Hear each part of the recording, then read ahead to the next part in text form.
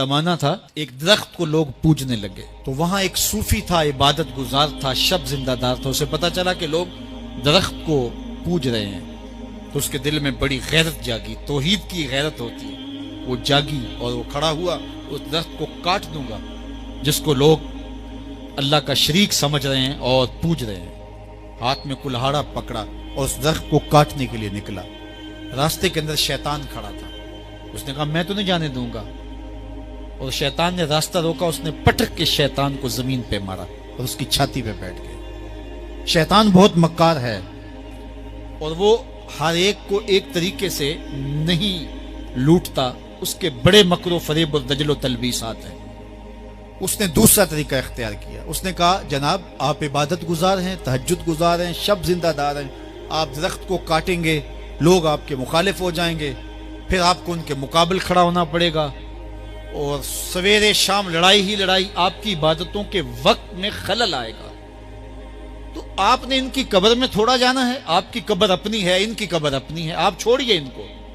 اور ساتھ ہی کہا کہ جب آپ مصلی اٹھایا کریں گے تو نیچے سے ایک درہم مل جایا کرے گا آپ کو، تو آپ اس سے اپنے کھانے پینے کا انتظام کر لیا کریں گے اور آپ فارغ البال بھی ہو جائیں گے۔ اس طرح باتوں میں لگایا اور وہ زاہد صاحب واپس آ گئے، نماز پڑھی، مصلی اٹھایا، درہم ملا، بڑے خوش ہوئے اور دلیلیں تراشنے لگے، واقعی مجھے کیا لگی، تمہیں غیر سے کیا، تم اپنی نبیڑو، تم اپنی قبر میں جانا ہے، جائیں وہ بھاڑ میں، مجھے کیا لگے، مجھے ان کے بارے میں کیا پوچھا جانا ہے۔ نمازیں پڑھتا ہے، ہر نماز کے بعد مصلی اٹھاتا ہے تو ایک درہم ملتا ہے۔ کافی دن گزر گیا، دل بھی آہستہ آہستہ مردہ ہو گیا۔ ایک دن مصلی اٹھایا تو کوئی درہم نہیں نکلا، پھر دوبارہ کلہاڑا اٹھایا، اٹھا، راستے میں پھر شیطان کھڑا تھا، کہا کدھر جا رہے ہو، کہا درخت کو کاٹنے جا رہا ہوں۔ شیطان نے کہا میں تو نہیں جانے دوں گا۔ اس کو تجربہ تھا کہ میں اس کو پٹک کے زمین پہ مارا تھا، یہ میرے سے طاقتور تو ہے ہی نہیں، اس نے پھر گریبان سے پکڑ لیا، شیطان نے پٹک کے زمین پہ مارا اور چھاتی پہ بیٹھ گیا۔ وہ زاہد صاحب پریشان ہو گئے، شیطان کو کہنے لگے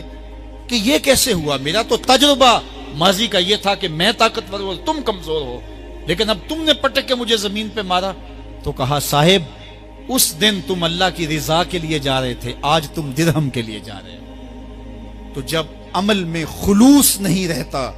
تو پھر عمل نہیں رہتا، عمل میں قوت نہیں رہتی، پھر سجدے بے روح ہو جاتے ہیں، نمازیں بے ذوق ہو جاتی ہیں، صفیں کج دل پریشان، سجدے بے ذوق کہ وہ جذب اندروں باقی نہیں، نماز روزہ حج زکوٰۃ سب کچھ ہے باقی مگر تو باقی نہیں۔